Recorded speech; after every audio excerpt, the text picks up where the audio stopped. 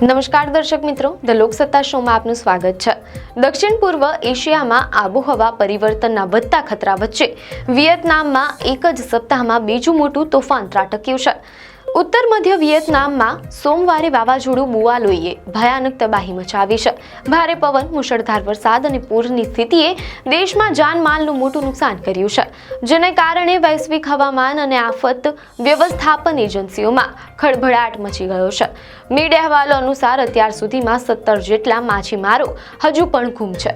ગુમ થયેલા લોકોની શોધખોળ માટે બચાવ ટીમો સતત પ્રયાસ કરી રહી છે।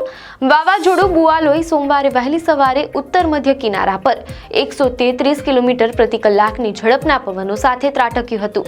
મીડિયા અહેવાલો અનુસાર 3 લાખથી વધુ ઘરોમાં વીજ પુરવઠો સંપૂર્ણપણે બંધ થઈ ગયો છે। તોફાને સેંકડો ઘરોના પતરા ઉડાડી દીધા છે અને કોન્ક્રીટના થાંભલાઓ પણ તોડી પાડ્યા છે। ઘણા વિસ્તારોમાં કામચલાઉ પુલો તણાઈ ગયા છે, જેના કારણે અનેક શહેરો અને પર્વતીય વિસ્તારોનો સંપર્ક કપાઈ ગયો છે।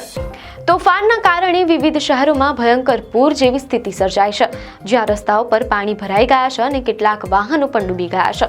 હવામાન એજન્સીના જણાવ્યા અનુસાર દરિયામાં 8 મીટર સુધીના ઊંચા મોજા ઉછળ્યા હતા। વિયેતનામીઝ સત્તાવાળાઓએ તોફાન આવતા પહેલા હજારો લોકોને સુરક્ષિત સ્થળોએ ખસેડ્યા હતા। દરિયા કિનારાના 4 એરપોર્ટ પર ફ્લાઇટ કામગીરી પણ સસ્પેન્ડ કરવામાં આવી હતી। હવામાન વિભાગે ચેતવણી આપી છે કે વાવાઝોડું નબળું પડ્યું હોવા છતાં તે લાઓસ તરફ આગળ વધ્યું છે અને આગામી દિવસોમાં પણ ઉત્તર અને મધ્ય પ્રાંતોમાં ભારે વરસાદ ચાલુ રહેવાની શક્યતા છે, જેને કારણે ભૂસ્ખલન અને પૂરનું જોખમ વધી ગયું છે। નોંધનીય છે કે વિયેતનામમાં એક જ સપ્તાહમાં આ બીજું મોટું તોફાન છે, જેનાથી આ વિસ્તારમાં ક્લાઇમેટ ચેન્જના કારણે વધતા વિનાશક તોફાનોના જોખમને વધુ મજબૂત કરે છે। વિયેતનામના હવામાન શાસ્ત્રીઓએ માહિતી આપી હતી કે સોમવારે સવારે 10 વાગ્યાની આસપાસ વાવાઝોડાનું કેન્દ્ર એન્ગે એન પ્રાંત અને લાઓસની સરહદ નજીકના દરિયાકાંઠે પહોંચ્યું હતું।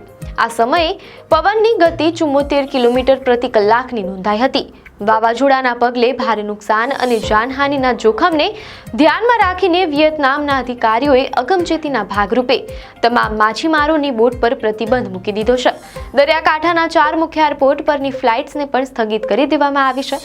વહીવટી તંત્ર દ્વારા આ આકરા પગલાં લેવામાં આવ્યા હોવા છતાં 17 માછીમારોના ગુમ થવાના સમાચાર ચિંતાનું કારણ બન્યા છે।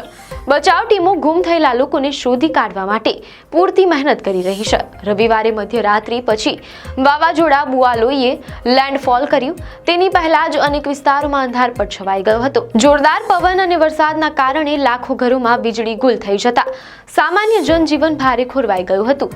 મીડિયા અહેવાલોમાં જાણવા મળેલ છે કે ડિઝાસ્ટર મેનેજમેન્ટ એજન્સીના અહેવાલ મુજબ આ વાવાઝોડાએ વિનાશક અસર છોડી છે। આશરે 245 ઘરો સંપૂર્ણપણે નાશ પામ્યા છે અને આશરે 1400 હેક્ટર જેટલા ચોખા અને અન્ય પાક પાણીમાં ડૂબી ગયા છે, જેના કારણે ખેડૂતોને મોટું નુકસાન થયું છે। ભારે વરસાદ અને પૂરને કારણે ઘણા વિસ્તારો સંપર્ક વિહોણા બન્યા હોય તેમ અહેવાલોમાં જાણવા મળેલ છે। જો કે ડિઝાસ્ટર એજન્સીના અહેવાલમાં ઔદ્યોગિક મિલકતોને થયેલા નુકસાન અંગેની વિગતવાર માહિતી હજુ જાહેર કરવામાં આવી નથી, પરંતુ જે વિસ્તારમાં વાવાઝોડું પસાર થયું છે તે માર્ગમાં ઘણી મોટી કંપનીઓની ફેક્ટરીઓ આવેલી છે, જેમાં Foxconn, luck share, Formosa plastic અને સ્થાનિક કંપની વિનફાસ્ટની ઉત્પાદન સુવિધાઓનો સમાવેશ થાય છે। આ ફેક્ટરીઓને થયેલું કોઈ પણ મોટું નુકસાન વૈશ્વિક સપ્લાય ચેનને અસર કરી શકે છે। વાવાઝોડું બુઆલોઈ હવે ધીમું પડ્યું હોવા છતાં તેની અસર ઓછી થઈ નથી। શનિવારથી જ વિયેતનામના ઘણા ભાગોમાં ભારે વરસાદ ચાલુ છે, જેના પરિણામે અનેક જગ્યાએ ભૂસ્ખલનની ઘટનાઓ બની છે, જે બચાવ કામગીરીને વધુ પડકારજનક બનાવી રહી છે। મીડિયા અહેવાલો અનુસાર વિયેતનામનું હવામાન વિભાગ ચેતવણી આપી રહ્યું છે કે આટલો વધુ વરસાદ, પૂર અને ભૂસ્ખલનના જોખમને સતત વધારશે, જેના કારણે દૂરના અને પર્વતીય વિસ્તારોમાં રહેતા લોકોને વિશેષ સાવધાની રાખવા જણાવાયું છે। હવામાન વિભાગે ચેતવણી આપી છે કે વાવાઝોડું હવે નબળું પડ્યું છે અને તે લાઓસ તરફ આગળ વધ્યું છે।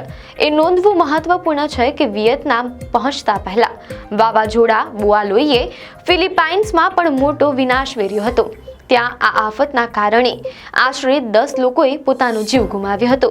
આ દર્શાવે છે કે બુઆલોઈ આખા ક્ષેત્રમાં કેટલો વિનાશકારી પુરવાર થયો છે. આ ભીષણ તોફાન સ્પષ્ટપણે દર્શાવે છે કે આબોહવા પરિવર્તનના કારણે આ ક્ષેત્રમાં વિનાશક તોફાનનું જોખમ કેટલું વધી ગયું છે. આપને માહિતી સારી લાગી હોય તો વિડીયોને લાઇક અને શેર કરજો, ચેનલને સબસ્ક્રાઇબ કરજો.